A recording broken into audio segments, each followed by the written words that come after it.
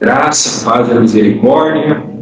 Louvado seja o Senhor por mais uma vez estarmos diante dele, estudando a santa palavra, que também é dele. Vamos abrir juntos nossas Bíblias no Hebreus capítulo 5. Porção de hoje, 2 versículos que finalizam o capítulo, mas como nós já vimos semana passada, já fazem parte da terceira exortação do livro de Hebreus. Então, Hebreus capítulo 5, versículos 13 e 14. Se vamos se encontrar, nós podemos ler juntos 2 versículos. Ora, todo aquele que se alimenta de leite é semente na palavra da justiça, porque é herança. Mas o alimento sólido é para os adultos. Eles que têm a prática, eles são as faculdades exercitadas para discernir não somente o bem, mas também o mal. Senhor, mais uma vez, nós nos entregamos aqui. Coisa certa para fazer é sempre se entregar ao Senhor. Bem, porque não há nada em nós que possa te agradar.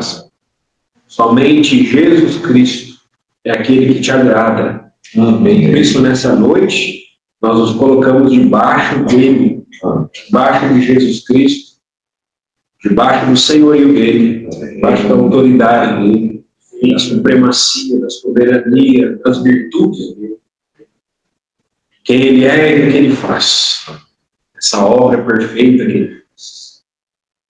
Ó Senhor, nessa noite, nós rogamos ao Senhor que nos dê mais de ti, Senhor. Amém. Tira aquilo que há em nós que não é compatível com Jesus.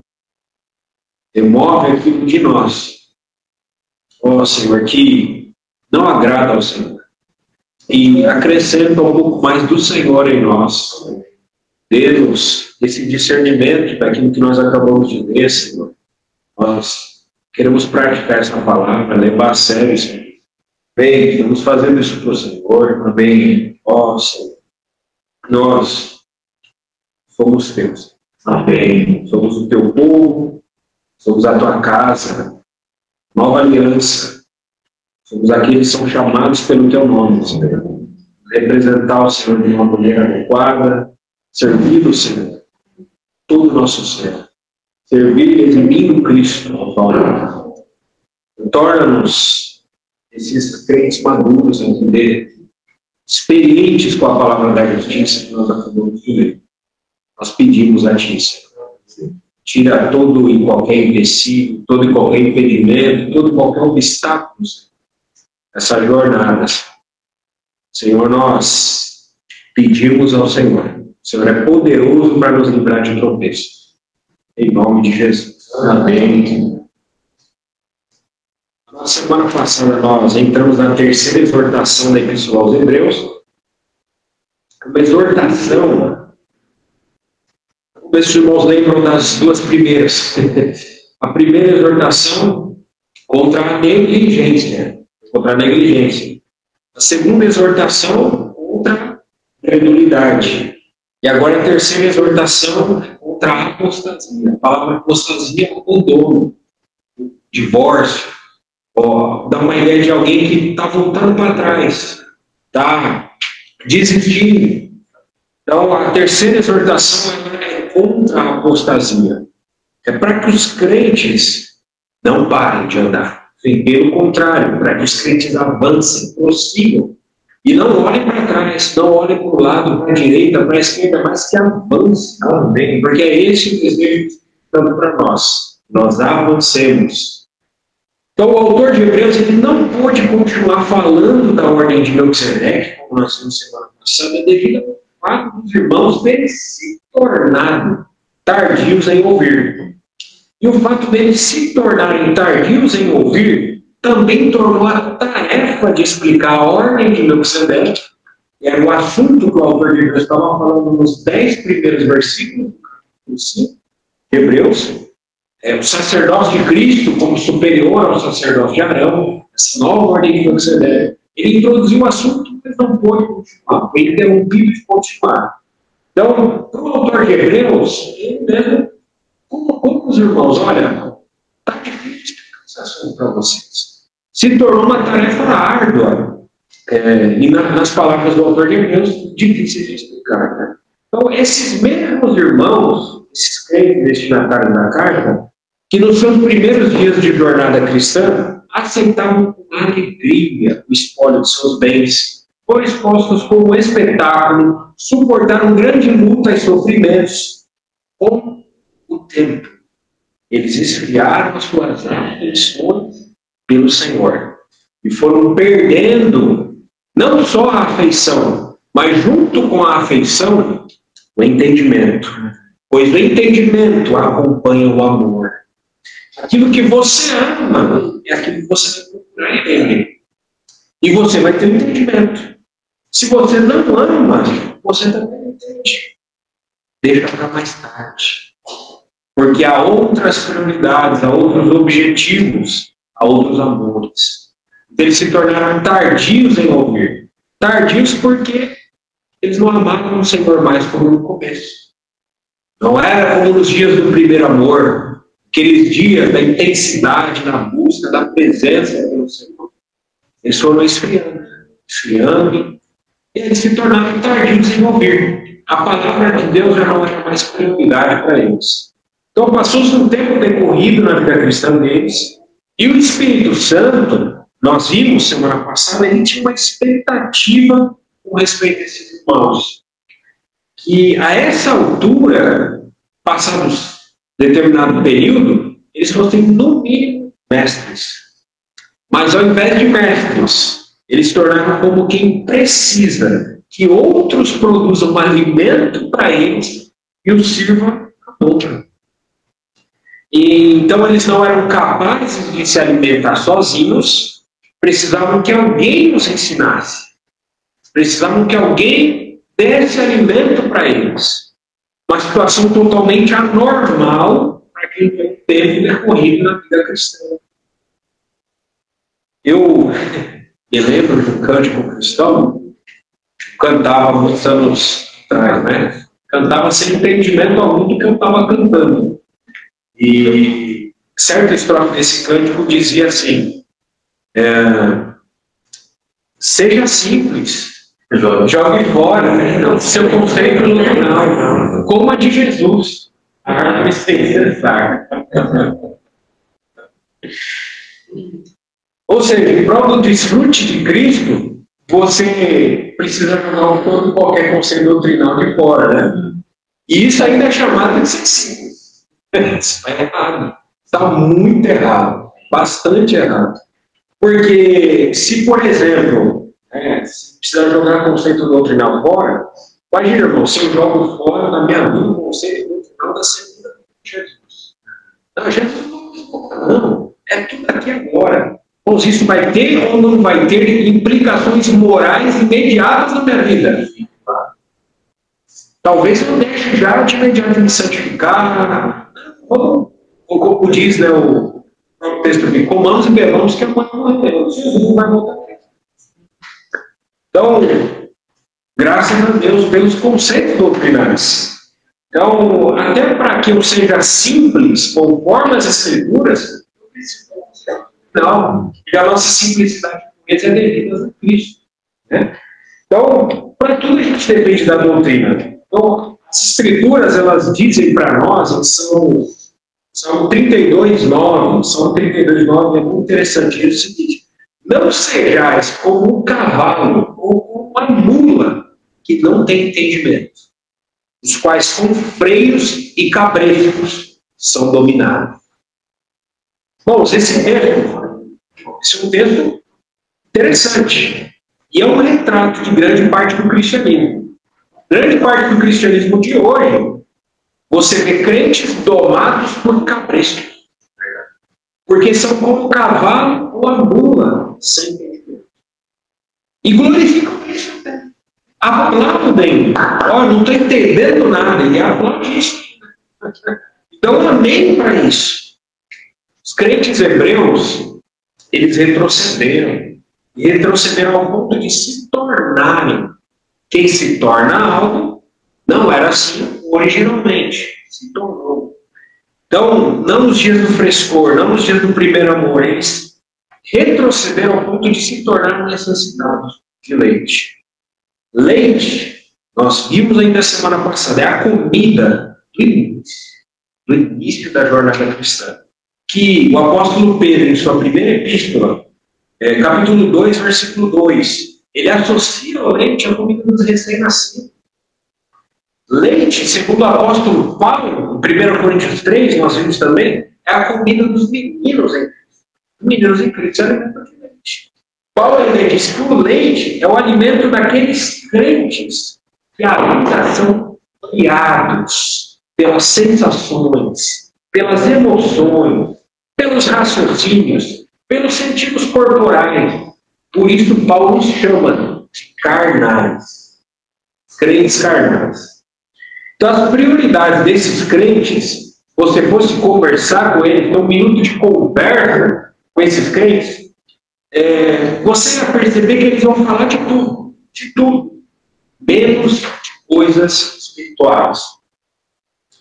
Iam falar do trabalho, iam falar da vida, da família, dos filhos, de viagens, de bens materiais, iam ficar se comparando uns com os outros, se medindo, irmãos, até nas coisas do Senhor.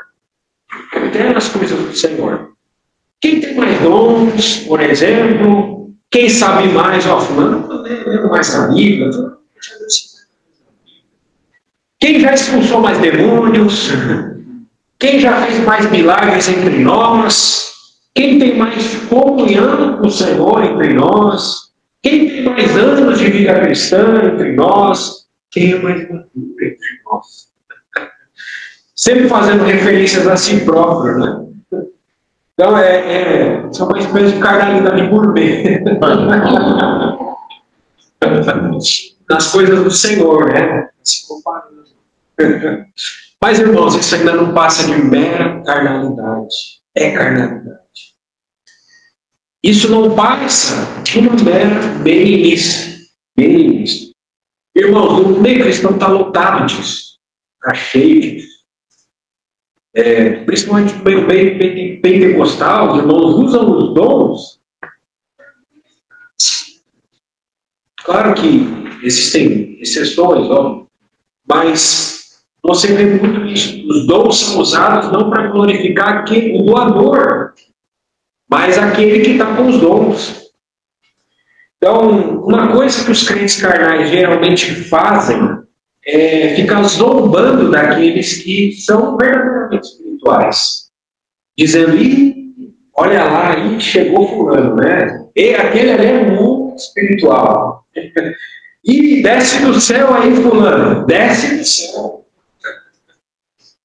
Quem está falando a ordem do sacerdote do Melquisedeque?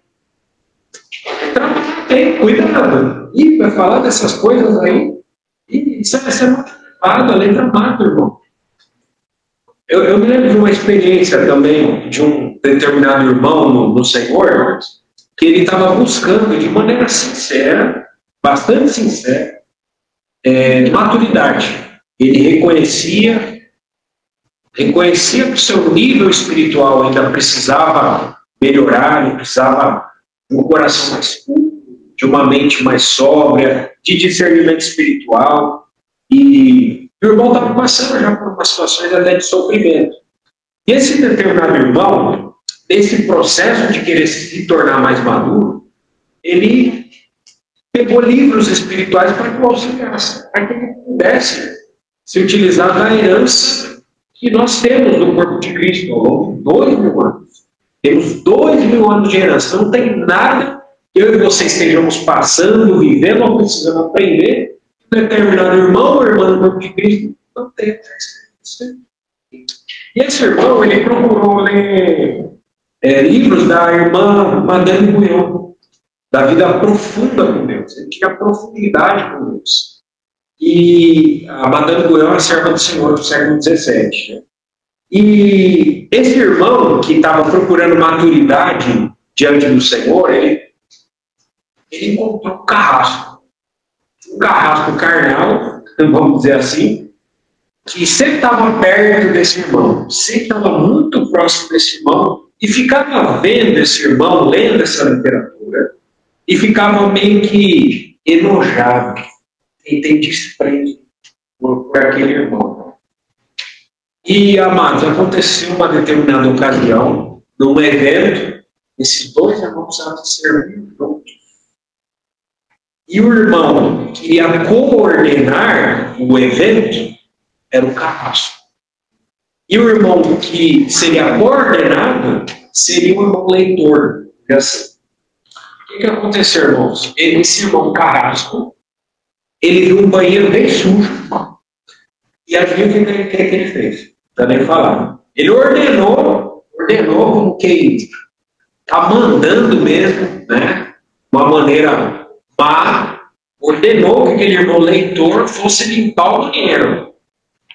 E enquanto esse irmão estava limpando o banheiro, esse irmão carrasco ficava andando em volta, como quem está se certificando se o banheiro está realmente limpo, para ficar apontando defeito, se está realmente sim ou não. E aí, enquanto o outro irmão estava limpando o banheiro, ele falou: mas deu um banheiro, serve para quê agora aí limpando esse banheiro?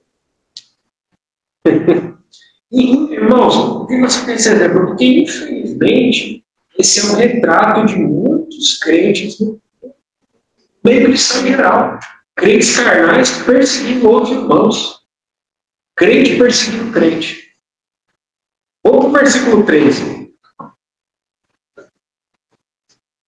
Ora, todo aquele que se alimenta de leite é inexperiente na palavra da justiça, porque é criança. Mas eu queria trazer aqui para vocês, eu achei preciosíssimo, tanto o versículo 13 como 14, a tradução da Bíblia de Jerusalém. Bíblia Católica, da Bíblia de Jerusalém. Ela traduz assim esse versículo 13. De fato, aquele que ainda se amamenta não pode degustar a doutrina da justiça, porque é criancinha. Uma criancinha que precisa ser alimentada. Triste, mas essa se tornou a realidade desses irmãos. E o final do versículo 12 termina falando dos dois tipos de alimento, né? O leite e o alimento sólido. Então, irmãos, nós esperamos que com a graça do Senhor, todos nós consigamos distinguir de fato esses dois alimentos na nossa dieta pessoal. Naquilo que nós temos lido, nas pregações que nós temos ouvido, nós conseguimos distinguir. Olha, isso aqui é leite, isso aqui é alimento sólido. Ou isso aqui até é veneno, é falsa doutrina. Isso aqui é heresia. Nós precisamos de discernimento. Irmãos, o mundo espiritual é um mundo sorrateiro. É um mundo perigoso, é um ambiente perigoso. Não é tudo que é espiritual que é de Deus. Eles se apresentam como espiritual, onde Satanás e os anjos caídos estão ali por trás, se fingindo como coisas do Senhor, para nos enganar ou para nos fazer perder tempo. Então, existem esses dois alimentos, o leite e o alimento sólido. Só esses dois alimentos nós cristãos. Leite, já vimos, alimento do início da jornada cristã, para aqueles que precisam crescer. E o alimento sólido é o alimento dos adultos. Então, nós vamos ver isso muito melhor. Então, que o Senhor nos dê graça que a gente consiga distinguir se o livro que nós estamos lendo, se as pregações que nós temos ouvido são leite ou são alimento sólido. Os irmãos maduros sabem que as nossas orações e o nosso falar, ele vai denunciar, vai tornar explícito se o que nós temos comido é alimento sólido ou se é leite. Basta não orar, você já sabe se ele está se alimentando de leite ou se ele está se alimentando de alimento sólido. Porque é reproduzido no falar, é automático. Então, o texto do versículo 13 ele começa explicando aqui claramente que quem se alimenta de leite, e traz mais uma qualificação aqui. Nós já vimos que eles são carnais, eles são meninos em Cristo, são recém-nascidos. Mas o versículo 3, ele traz mais uma característica de quem se alimenta de leite. Qual é ela? Inexperiente. Inexperiente. Alguém que consome leite é alguém sem experiência. E ainda, o texto ainda diz, afirmando mais uma vez, com muita clareza, este é uma criança. Dá ênfase aqui no final do versículo, porque é criança. Não pode ser outra coisa, porque é criança. Mas veja, né, ainda falando sobre a questão de ser criança. Alguém que é criança, ele tem a capacidade de crescimento. Tem a capacidade de crescimento. Então, eles não estavam impossibilitados de crescer. E esse era o voo do autor de Hebreus. Cresçam, prossigam. Mas enquanto eles fossem crianças, o alimento adequado, a dieta adequada para eles. 1 Coríntios, Paulo diz, 1 Coríntios capítulo 13, Paulo diz que quando ele era menino, ele falava coisas de menino. Assim são os crentes. Crianças necessitadas de leite falam coisas de menino. Mas perceba, irmãos, que o texto do versículo 13 diz que eles eram inexperientes em algo específico. Em algo específico. E o texto também nos deixa claro o que o Espírito Santo mede para provar que nós somos crianças ou irmãos maduros. De acordo com a nossa experiência nesse algo específico que o texto está falando aqui. É isso que vai provar se nós somos maduros ou não. A nossa experiência nesse algo específico que o texto está falando. Então isso significa que alguém pode ser, vamos dizer assim, um manda-chuva, a rainha colocada no leite, e ainda assim o Espírito Santo considera uma criança. Puxa, aquele irmão, ele tem uma experiência fantástica no leite. O leitão. Não sabe tudo do leite. Que experiência, irmão. Sabe tudo do leite. Sabe a composição do leite. Ele é muito bom no leite. Mas o que o Espírito Santo diz a respeito dele? Criança. Criança. Pode ser alguém com a maior experiência no leite. Mas ele ainda é uma criança. Há irmãos amados do corpo de Cristo que são impressionantes quando o assunto é leite. São impressionantes. Você abre a pregação, impressionante. Preciosa até. Preciosa. Nós não estamos recriminando e dizendo que o leite é ruim. Ele é bom. Ele é necessário. Muito bem. Obrigado pelas palavras. São precisas. Necessário. Leite é necessário. Mas por uma fase específica da vida cristã. Tem pregações impressionantes de leite, mas ainda pregação de leite. Tem muitos irmãos experientes e capazes quando o assunto é leite. Há livros fantásticos de irmãos e irmãs ao longo de 2 anos da história da igreja que são muito bons, peritos em alimentar crianças. São livros peritos de trazer a mamadeira e colocar o leite na boca. Leite fresco, quente. Mas, infelizmente, muitos irmãos desconhecem. Irmãos, desconhecem. Eu não estou falando nem de ser inexperientes. Eu passo além até.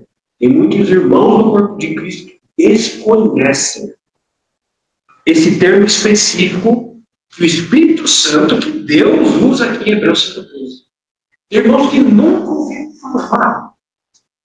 Irmãos salvos há 20, 30, 50 anos que nunca ouviram falar nesse termo específico aqui. Qual o termo específico que o Espírito Santo usou para dizer que eles eram sem experiência? Eles eram sem experiência em quê? Todo aquele que se alimenta de leite é inexperiente na palavra da justiça. O termo é a palavra da justiça. Significa essa expressão, a palavra da justiça? Não. Alguns irmãos consideram esse termo aqui o evangelho. É o Evangelho, irmãos? Não é. Não é o Evangelho. Não é o Evangelho. A palavra da justiça não é o Evangelho. Porque a intenção em Hebreus aqui não é levar incrédulos à salvação. Não é. Porque é isso que o Evangelho faz. O Evangelho ele salva pecadores, ele traz incrédulos do reino das trevas, pessoas que estão vivendo segundo o curso desse mundo, estão debaixo da autoridade do príncipe da potestade do ar, transfere de reino, do reino das trevas para o reino do seu amor. O Evangelho ele traz a salvação pela graça. A graça, ela faz o pecador um salvo. É isso que o Evangelho faz. Mas não é essa a intenção do autor de Hebreus, porque ele está lidando com pessoas já crentes. Então o Evangelho, ele não é a palavra da justiça, pelo contrário, é a palavra da sua graça. Conforme Atos 14, versículos 2 e 3. Irmãos que quiserem abrir esse versículo, fiquem à vontade. Atos 14, versículos 2 e 3. Esse versículo diz o seguinte, esses dois versículos. Mas os judeus, percebam, irmãos, que judeus que eram esses? Judeus incrédulos. Incitaram e irritaram os ânimos dos gentios contra os irmãos. Entretanto, demoraram-se ali muito tempo, falando ousadamente no Senhor, o qual confirmava a palavra da sua graça, concedendo que por mão deles fizessem sinais e prodígios. Percebe, irmãos, nesse texto de Atos, que interessante? Havia judeus incrédulos ali, e os irmãos estavam pregando o Evangelho ali. O Senhor confirmava a palavra da sua graça. Não era a palavra da justiça ali, quando estava lidando com pessoas incrédulas. Era a palavra da sua graça. Outro texto falando acerca da palavra da sua graça, Atos 20, 24. Paulo diz o que ele desejava ali. Ele desejava testemunhar o Evangelho da graça de Deus. Bom, o Evangelho sempre está associado à graça e não à justiça. O Senhor Jesus pregou o Evangelho em sua primeira vinda. O Senhor Jesus pregou o Evangelho. João capítulo 12, versículos 46 e 47. Evangelho de João capítulo 12, versículos 46 e 47. O que o Senhor Jesus disse? Eu não vim para julgar o mundo, mas para salvar. Ele não veio para julgar o mundo, mas para salvá-lo.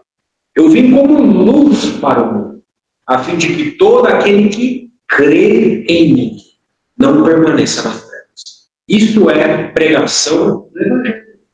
Salvação pela graça. Então o Senhor, naquele momento, em sua primeira vinda, ele não veio para ser juiz. Ou, irmão, se ele viesse para ser juiz, não ia sobrar ninguém. Ainda mais sem ter feito a redenção, sem ter feito a expiação, não ia sobrar ninguém. Todos nós estaremos por todo sempre no lago de fogo.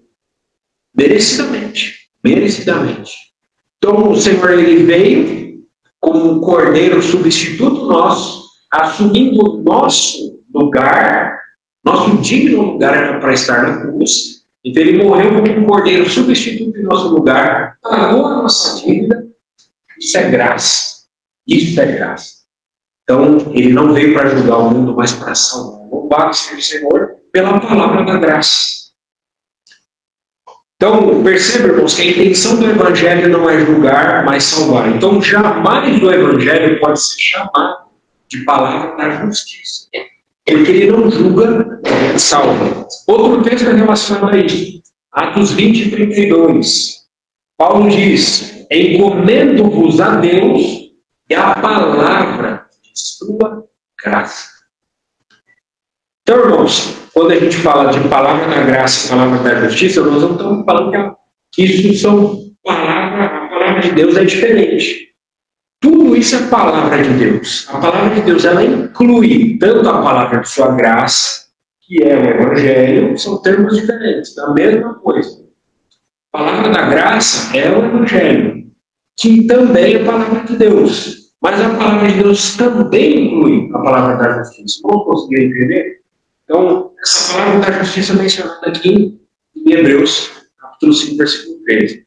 Então, as duas, a palavra da graça, a palavra da justiça, podemos dizer que são aspectos diferentes da mesma e única palavra de Deus. Então, tem um material de apoio, a gente colocou no grupo, disponível para os irmãos, tem duas tabelas mostrando as diferenças entre a palavra da graça, tabela, e a palavra da justiça, tabela.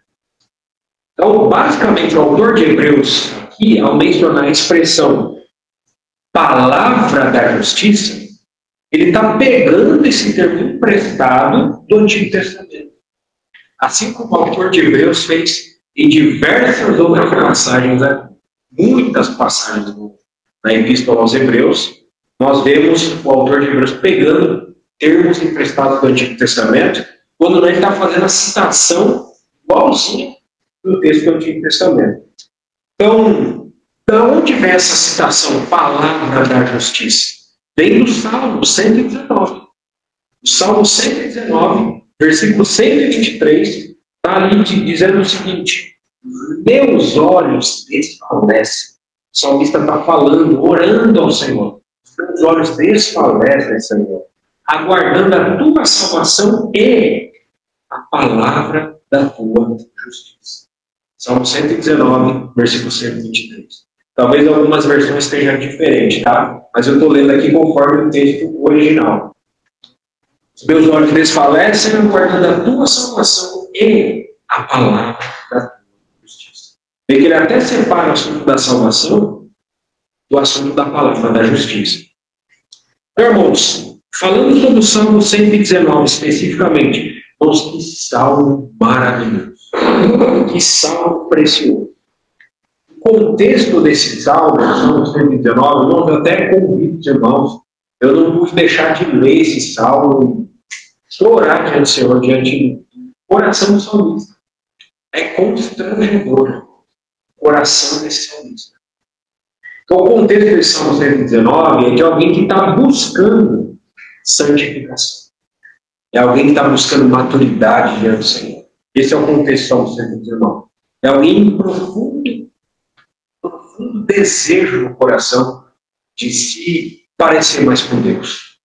É alguém que ama o Senhor e que, Senhor, eu preciso de maturidade, Senhor.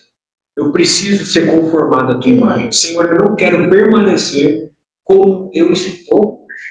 Eu quero avançar, eu quero prosseguir, Senhor. Esse é o coração do salmista no Salmo 119. Vamos usar muito da palavra da justiça dentro desse salmo. Esse salmo é o salmo de todos aqueles que querem se santificar diante do Senhor. É o salmo de todos aqueles que querem andar de acordo com a vontade de Deus. Nós vemos, irmãos, nesse Salmo 119, o salmista buscando logo no começo do salmo, pureza.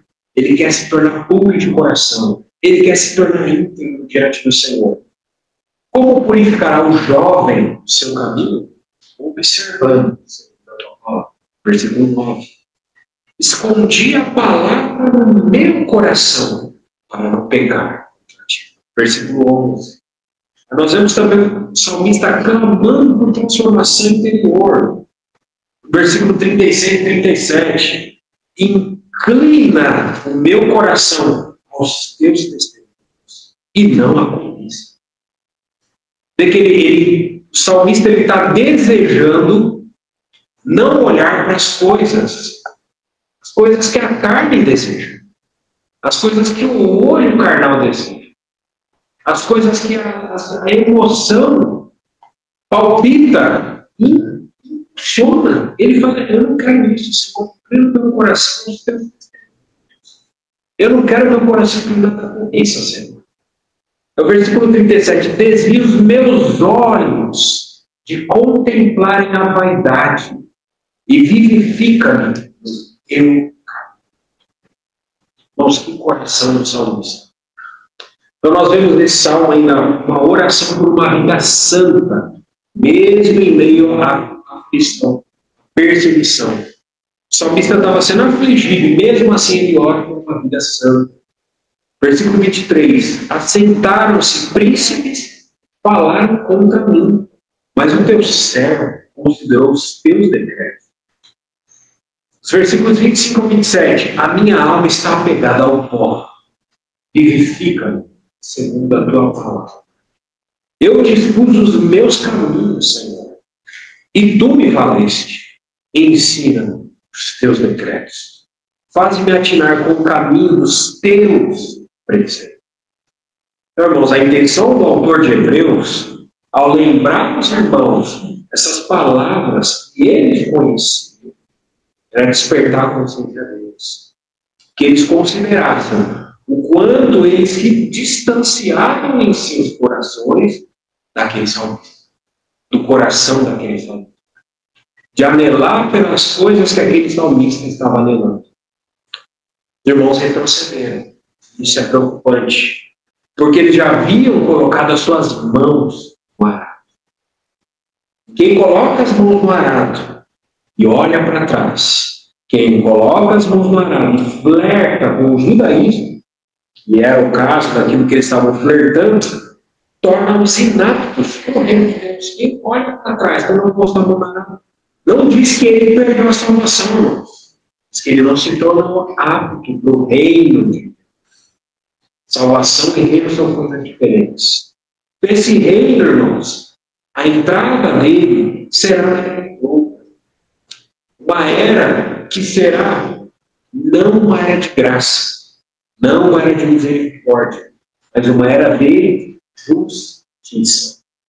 Esse reino será um reino onde o Senhor regerá as nações com cetro. O reino vai ser um lugar onde vai haver equidade.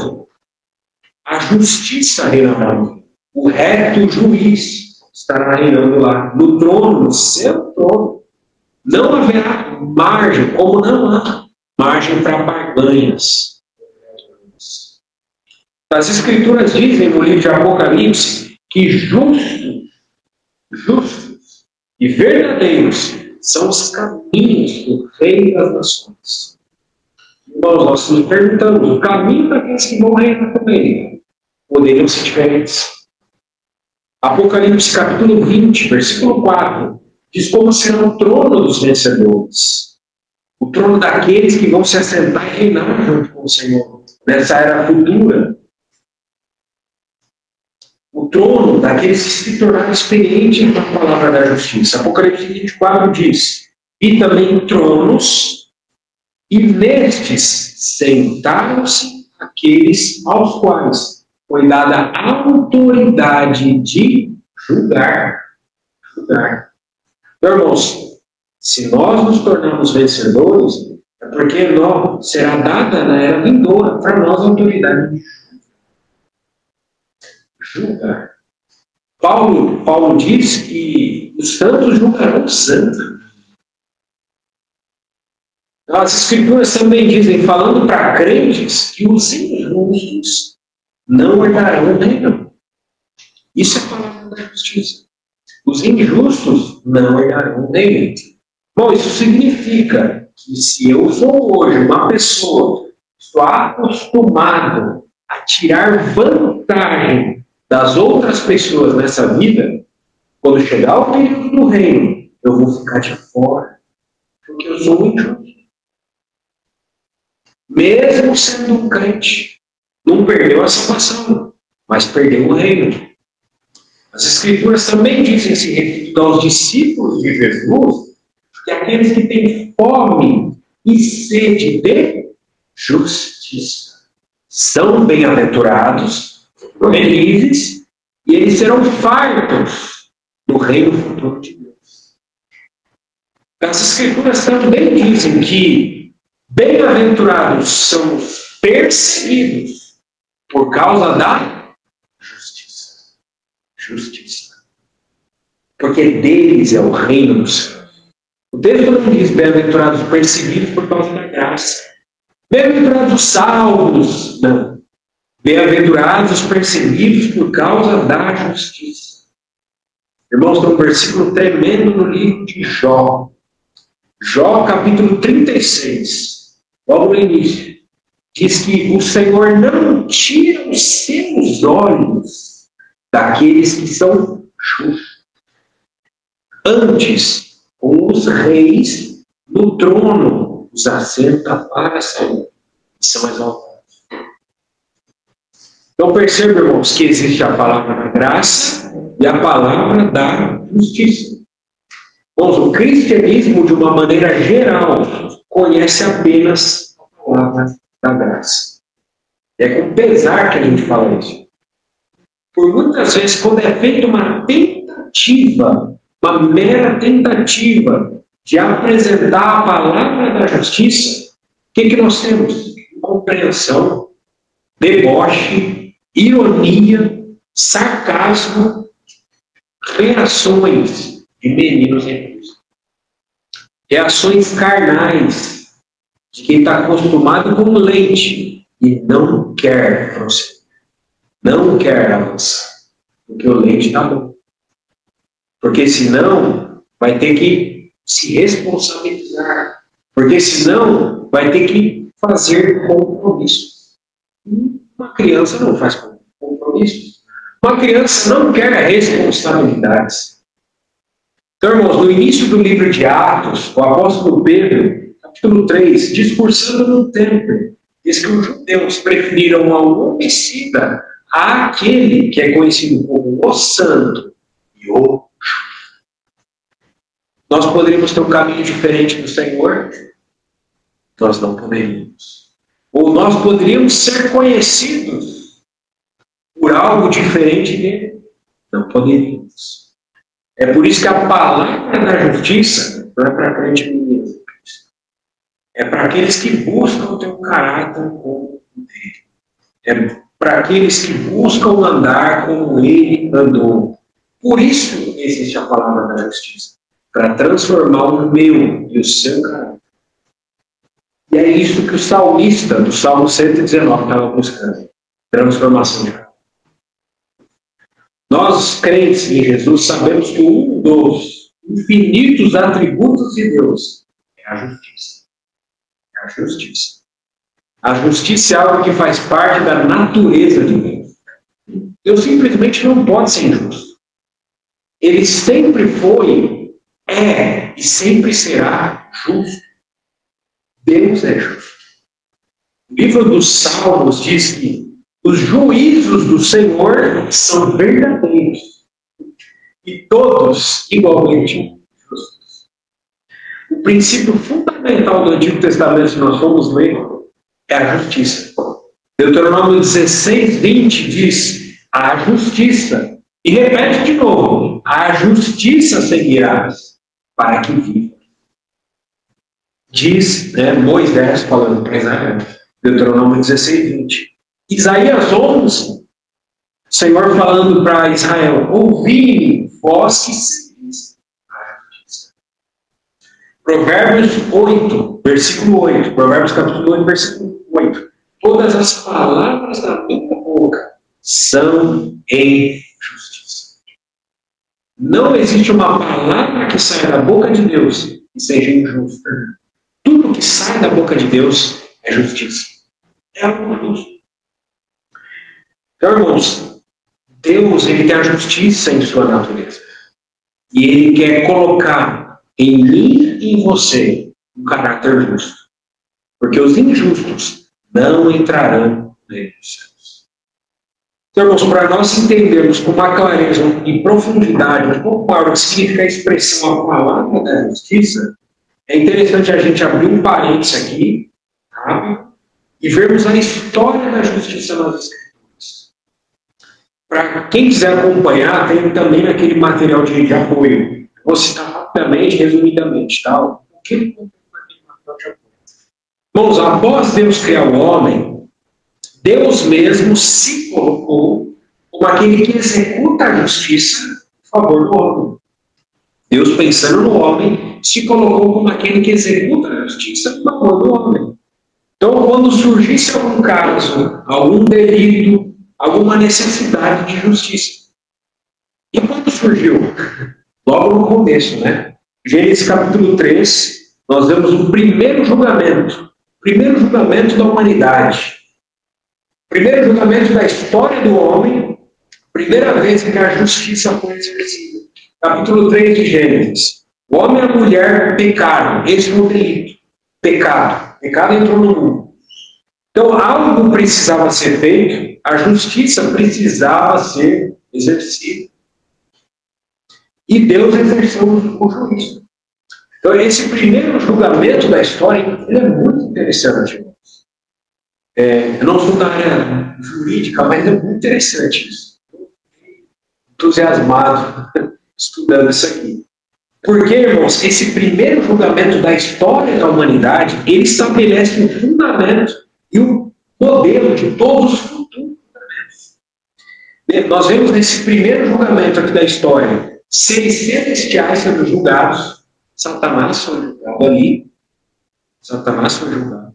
Nós vemos os seres humanos sendo julgados, Adão e Eva, a humanidade foi julgada ali, e todo o restante da criação sendo julgado, através da serpente como seu representante. E aí nós vemos pelas coisas que aconteceram, né? O homem foi expulso do jardim, foi colocado aquele querubim com aquela espada que se removia para que o homem não entrasse, no começo da árvore da vida. A mulher, por conta daquilo, ia ter que ter a gravidez com dores. O homem teria que arar a terra, até a terra sofrer. Romanos 8 diz que toda a criação geme, suporta angústias. Esse foi o primeiro julgamento da história, Gênesis 3. Aí nós avançamos, Gênesis capítulo 4. O que acontece em Gênesis 4? Nós temos o primeiro homicídio de um corpo humano. Primeiro homicídio de um corpo humano. Caim mata Abel. Deus exerce o juízo sobre a vida de Caim. O solo não daria a ele a sua força. Caim seria dali em diante fugitivo e errante sobre a terra. E Deus colocou ainda sobre Caim uma marca sobre Caim. Aí em Gênesis 4, Caim tem um filho chamado Enoque. Esse Enoque não é um Enoque bom, tá? O sétimo depois de Adão. Esse é o Enoque, filho de Caim. O iniciado. Enoque, o iniciado. Porque isso significa o nome de Enoque. Iniciado. Caim edificou uma cidade e deu um nome para essa cidade, o nome de seu filho. O nome de Enoque. Caim, logo ele, o homem sem Deus, o homem que se retirou da presença do Senhor, foi o primeiro homem a construir uma cidade, para que o homem governasse nessa cidade, e não Deus. Para que o homem exercesse a sua competência pecaminosa e falha justiça sobre os outros homens. Irmãos, o resultado disso não podia ser outro, senão tragédia. Então a gente chega em Gênesis capítulo 6, capítulo 7. O que acontece em Gênesis 6, capítulo 7? Irmãos, a tragédia aqui foi tão grande, tão avassaladora, tão perturbadora, a ponto de, na epístola de Pedro, dizer que Deus sepultou o mundo antigo.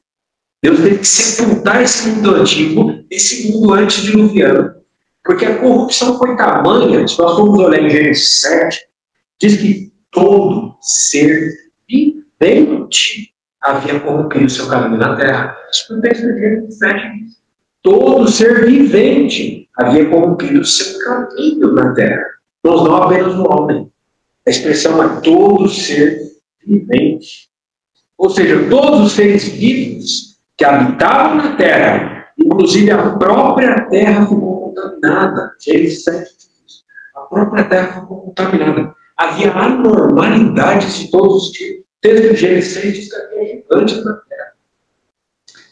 Deus, ao executar justiça nesse episódio aqui, julgou toda a carne. Perceba que até os termos são específicos. Deus não julgou o homem apenas. Deus julgou toda a carne. Toda a espécie de carne, não apenas a carne humana. A carne de todo ser vivente foi julgada. Bons, até aqui a justiça era centrada em Deus, era Deus que intervinha, era Deus que julgava, era Deus que executava o julgamento sobre o homem e sobre os demais seres. Mas então a gente chega em Gênesis 9. O que acontece em Gênesis 9, versículo 6? Gênesis 9, 6 nos diz que Deus mudou a sua maneira de agir em relação à execução da justiça. Gênesis 9, 6 diz: quem derramar sangue humano, pelo homem o seu sangue será derramado. Pois a partir daqui, dessa aliança de Deus com Noé e com toda a humanidade, a norma revelada nas Escrituras é que Deus confere a partir daqui ao homem a prerrogativa de executar justiça civil. Justiça civil agora está na mão dos homens. Deus dá autoridade ao homem sobre outro homem. A partir daqui, depois do dilúvio, Noé sai da arca, Deus faz um pacto com ele, Deus dá autoridade para o homem sobre os outros homens. O homem que estando antes do dilúvio, esse poder de um sobre o outro, Deus entrega o homem ao seu próprio desejo. Você quer dominar sobre os outros homens? Toma. Para que percebam por si mesmos que os homens são incapazes de exercer justiça. Então, a partir daí, a fim de aplicar a justiça, irmãos, começaram a ser criados na humanidade os códigos humanos de leis. A gente teve primeiro lá na Babilônia o código de Eshmuna, 50 anos depois, se vocês forem pesquisar isso, tem o código de Hammurabi, que alguns irmãos peritos conseguiram identificar o Hammurabi com o Anrafel de Gênesis 14. Anrafel era rei de Sinar, está ali na região da Babilônia também.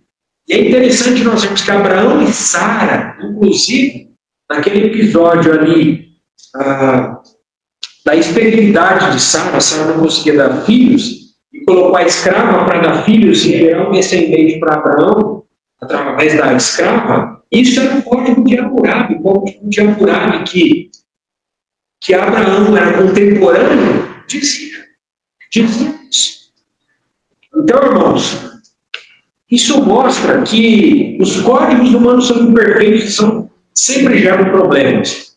Então Deus vem e traz o seu próprio código de leis santas, leis perfeitas, tempos depois para o seu povo, para Israel, para que eles, o povo de Israel, seguindo a lei perfeita, do Deus perfeito, fossem modelos para todas as outras nações.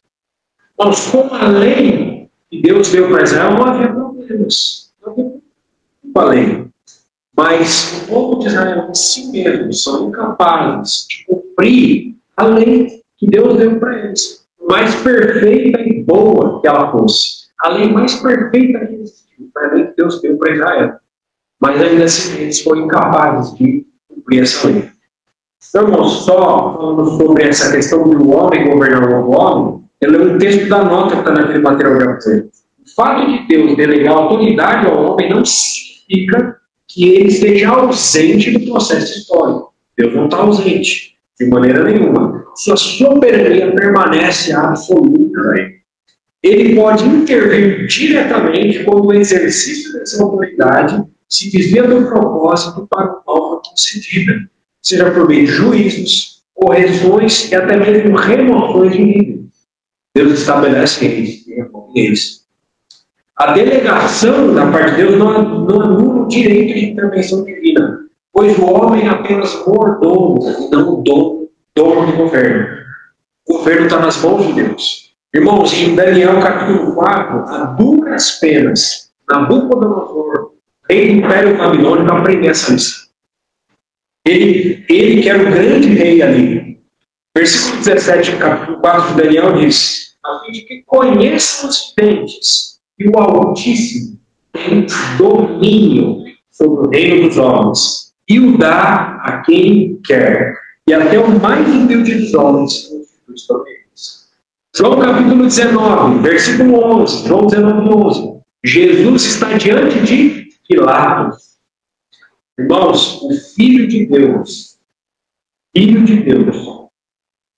Aquele Deus encarnado se submeteu a esta ordem de governo dada por Deus, designada por Deus. Quando provocado por Pilatos, Pilatos fala: você não responde nada, você não responde nada. O que Jesus fala para Pilatos? Nenhuma autoridade teria sobre mim se de cima não te fosse dado. O Jesus se submete à autoridade humana.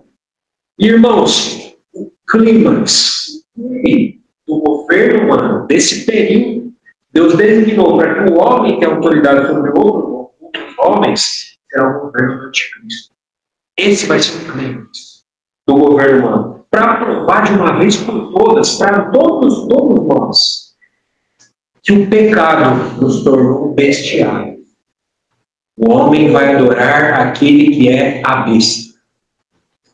Nós só conseguimos, irmãos, a humanidade só consegue fazer mal a si mesma. Nós somos tiranos. Nós somos depravados moralmente, incapazes de exercer justiça. Nós somos incapazes de exercer justiça. Todo esse período do governo humano é conhecido nas Escrituras como o dia do homem. Conforme 1 Coríntios capítulo 4, versículo 3. Algumas versões trazem ali a expressão tribunal humano, mas o correto no grego é o dia do homem. Sabe quando esse período vai terminar? O período do dia do homem começou, a gente já sabe quando começou, né? Gênesis 9. Em Gênesis 9 mesmo tem uma pista de quando vai terminar esse dia do homem. Quando Noé saiu da arca, Deus fez um pacto com Noé, no versículo 6, né, a gente já leu, o que acontece ali em Gênesis 9? Deus abençoou Noé, os filhos dele, os descendentes dele, de toda a humanidade. Deus fez um sinal do pacto com Noé. Qual que era o sinal do pacto? O arco-íris. Quando o arco-íris aparece novamente nas Escrituras, ele aparece ali em Gênesis 9, aonde ele vai aparecer de novo? Apocalipse, capítulo 4, capítulo 5. Só que em Apocalipse 4 e Apocalipse 5, quando esse arco-íris aparece novamente nas Escrituras, ele aparece acompanhado de relâmpagos, vozes, trovões. E ainda mais um trono, mostrando que Deus não se esquece. O arco-íris aparece para mostrar que Deus não se esquece. E ele vem para julgar. E ele retoma o julgamento a partir dali. Deus toma a justiça novamente em suas mãos. A partir dali. Apocalipse 4 e 5. Então ele passa a executar julgamentos novamente. Essa é a sequência do livro de Apocalipse. Então é por isso, amados irmãos, que na era atual não há perfeição de justiça. Em alguns lugares, irmãos, não há nem cheiro de justiça. Os homens simplesmente não têm capacidade de si mesmos de exercer justiça. O pecado corrompeu o homem está em estado de morte. Nós estamos em estado de morte. Pode alguém nesse estado governar bem alguma coisa? Pode alguém nesse estado de morte exercer juízo perfeitamente sobre alguma coisa? É por isso, meu amado irmão, que é frustrante ficar colocando as minhas e as suas esperanças em qualquer governo terreno dessa era. É frustrante. Irmãos, é perda de tempo. Seja em países ricos, seja em países pobres, existe corrupção. E aí, irmãos, existe injustiça. Porque existem homens que têm um pecado dentro deles, pecado dentro dos seus membros. Então, irmãos, é perda de tempo aí você ficar gastando tempo assistindo o noticiário e falar, agora vai. Olha lá, vai acontecer isso. Não vai. Não vai, percamos nossas esperanças. Com esse mundo, não vai melhorar. As coisas só vão piorar. É isso que a palavra de Deus diz. O cenário político, ele só vai melhorar na era vindoura. era de justiça. Quando o rei de justiça governar. Irmãos, até lá é tempo de misericórdia e graça. É tempo de orar por aqueles que nos perseguem. É tempo de amar os nossos inimigos. É este o tempo. De amar os inimigos. Orar pelos que nos perseguem. Justiça. Só espere na era vindoura. Não espera a justiça nessa era. Não é tempo de vingança. A vingança o Senhor a toma nas mãos. Ele diz, minha vingança. Minha vingança.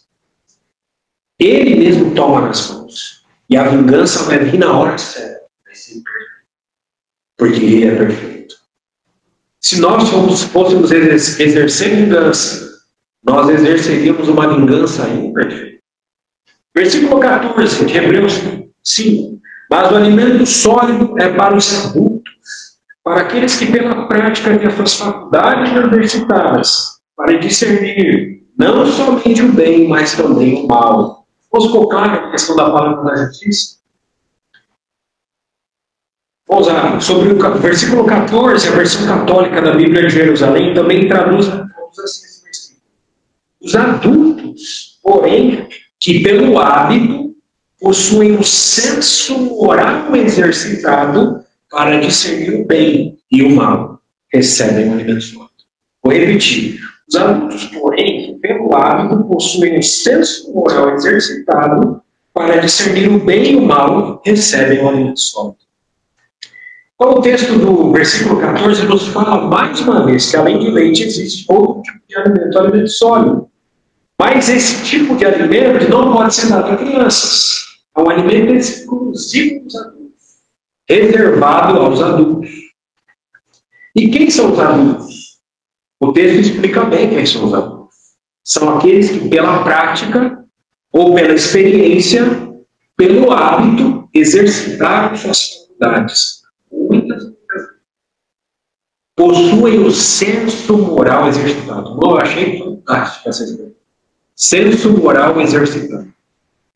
Existe um dito, é um dito que eu nem sei se ele é cristão, talvez não seja, mas é interessante. Esse dito diz o seguinte: semeia-se um pensamento, colhe-se uma ação.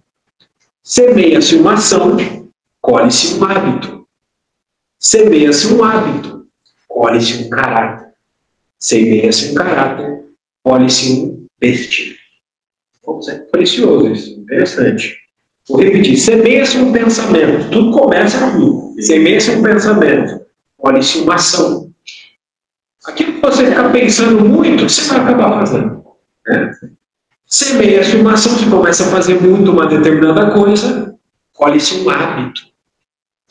E o texto nosso está falando de hábitos. Existem hábitos, irmãos, que são escravizadores. Mas também existem hábitos que são libertadores. Semeia-se um hábito, colhe-se um caráter. Então, muitas vezes, você tem o hábito de fazer determinadas atitudes, coisas, você vai ter um determinado tipo de caráter. Semeia-se um hábito, um caráter, colhe-se um destino. Então, irmãos, o texto está falando para nós que aqueles que têm um senso moral exercitado sabem discernir as coisas. Discernir as coisas. Você não precisa, em outras palavras, provar algo ruim.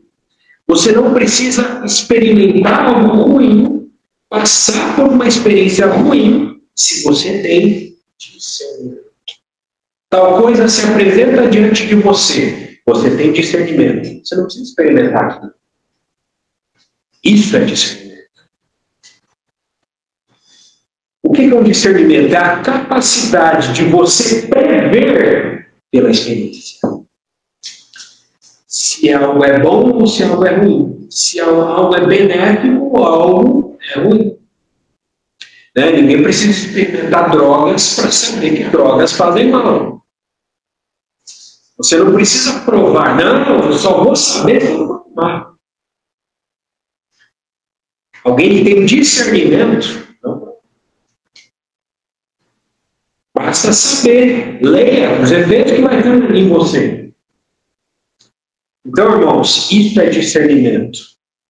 É isso que o alimento sólido traz para os crentes. Discernimento. Alguém que prova alimento sólido é alguém que discerne. E por discernir pode conversar com aqueles que são mais criancinhas. Olha, não vá por esse caminho, não prove esta coisa. Tal pregação, por exemplo, que você quer escutar, essa pregação, infelizmente, tem que escutar.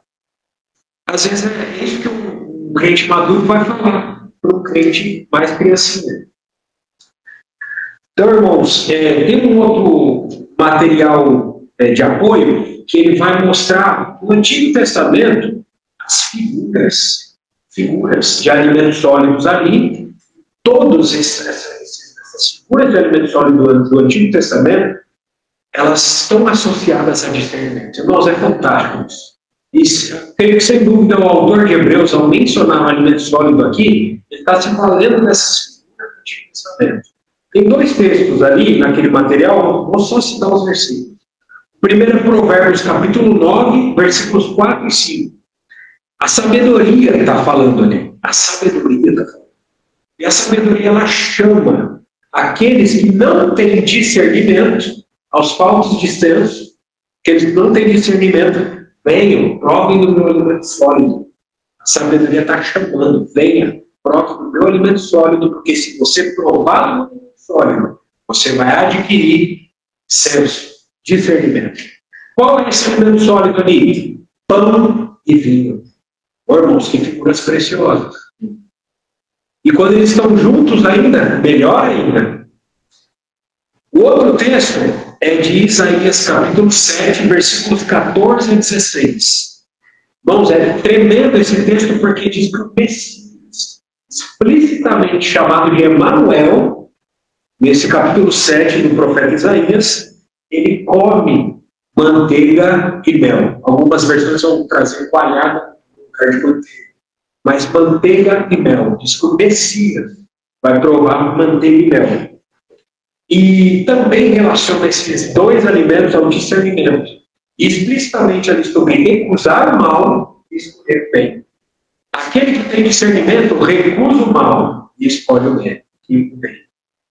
Bom, isso é preciosíssimo. É tremendo. Então, irmãos, o versículo 14, em outras palavras, o Espírito Santo está nos fazendo um chamado ao discernimento. A termos o senso moral exercitado. Por que, irmãos, que nós precisamos de senso moral exercitado? Por que nós precisamos de discernimento, irmãos? Porque nós somos crentes e lidamos com coisas espirituais. Lidamos com o mundo espiritual. Existem ardis de Satanás nas nossas vidas. Estamos envolvidos em batalhas espirituais. E nós participamos de reuniões espirituais. As reuniões não são um encontro de amigos. Não são um encontro social mero. Claro que somos amigos também. Mas não é apenas um encontro social. É algo espiritual que nós fazemos. Não pense que é pouca coisa quando nós oramos, um irmão ora diante do Senhor e fala assim, o Espírito Santo intervém na reunião. Senhor, estamos reunidos em teu nome. Pronto. O Senhor se vale, o Senhor se faz presente também. O Rei dos Reis está aqui. Quando nós chegarmos no capítulo de Hebreus, aí talvez nós falemos um pouco das reuniões da igreja. Que elas são, de fato, as reuniões da igreja. O 10 de Hebreus. Mas, irmãos, nós participamos de reuniões. Será que nós discernimos o que acontece nas reuniões da igreja? Será que nós conseguimos discernir uma oração? Será que nós conseguimos discernir um profetizar de um determinado irmão ou irmã? Se está matando a reunião ou elevando a reunião? É espiritual. É espiritual. Quando nós falamos, nós estamos trazendo uma carga espiritual de dentro de nós. Muitas vezes nós podemos exibir Cristo quando nós falamos, mas também nós podemos exibir outras coisas. Então precisamos de discernimento. Discernimento. Discernimento para discernir a literatura cristã que nós temos consumido. É leite ou é alimento sólido? Como nós falamos, a qualidade das pregações que nós temos escutado. Tem irmãos que só se alimentam de leite, não vão conseguir. Você vai ver, só escuta o mesmo estilo de pregação. E aí nós podemos nos perguntar, alguns algumas métricas, né? Para sabermos, para podermos exercer discernimento. Qual o efeito produzido? Quais frutos tem produzido em nós? Qual mudança moral tem havido na minha vida? Com tal pregação, com tal literatura? Qual é o efeito moral? Se moralmente nada tem mudado, os piores têm piorado, e anos a gente consome o mesmo conteúdo, esse não tem conteúdo de má qualidade, como nós falamos. Às vezes tem conteúdo que é veneno. Irmãos, não está escrito o número de crentes que se apostataram da fé, porque passaram a consumir conteúdo de má qualidade, conteúdo venenoso, porque não tinham discernimento suficiente, não tinham um senso moral exercitado. Existem muitas falsas doutrinas no meio cristão que pregam, em outras palavras, que os fins justificam os meios. Que em prol da obra não há problema em você desonrar pai e mãe. Que enquanto você está oferecendo resultados à obra, não há problema em você cobiçar a mulher do próximo. Irmãos, já disse. Não há problema em você ser mal educado com os outros. Não há problema em mentir. Pode mentir. Pode estar dando resultado. Não tem problema, é só uma mentirinha. Não. Deus está. Uma coisa está acontecendo, outra. O resultado da obra não vai ser mentira. Desrespeitoso. Tem pessoas que são desrespeitosas. Mas não estou oferecendo resultado para a obra. Os filhos estão justificando os bens, ele está dando fruto, está trazendo gente, está enchendo de gente a igreja, está dando fruto. Então, tudo bem, não tem problema. Irmãos, infelizmente, esses crentes não têm um senso moral exercitado. Vão usar pregações que dizem que não há problema em não congregar. Não faz obra social, está tudo bem. De que só partes da Bíblia servem. Na Bíblia não é a palavra de Deus, ela contém, e a gente fala isso. Irmãos, vejamos sempre o resultado moral dessas supostas novidades. Olhemos sempre lá na frente, a longo prazo, a largo prazo, o resultado moral que isso vai produzir. Antes da gente embarcar nessas novas novidades, porque podem ser Titanics, né? Barcos e vão bater em icebergs. Ou pior, às vezes são barcos furados já, né? Então, eu convido você a ir numa livraria evangélica e olhar quais são os livros das primeiras prateleiras. Quais são os livros mais vendidos? Quais são os best-sellers? São livros que são palavra da justiça? Infelizmente, são aqueles que se recusam a conhecer qualquer coisa do caminho da justiça. Não são palavra da justiça. Bom, muitas vezes a palavra de Deus para graça. Bom, infelizmente, eu preciso dizer que até a palavra da graça às vezes está de fora. Às vezes é um material só de autoajuda, mas não é ajuda que vem do alto. Muitas vezes nem sequer apresenta o caminho da salvação. Então, irmãos, eu queria terminar. Vamos terminar aqui com um texto, que é o texto do cristão maduro. É uma palavra, é um texto que é a palavra da justiça. Chama os irmãos para ler juntos. 1 João, capítulo 2, versículo 27 a 29. Esse é o texto do cristão maduro.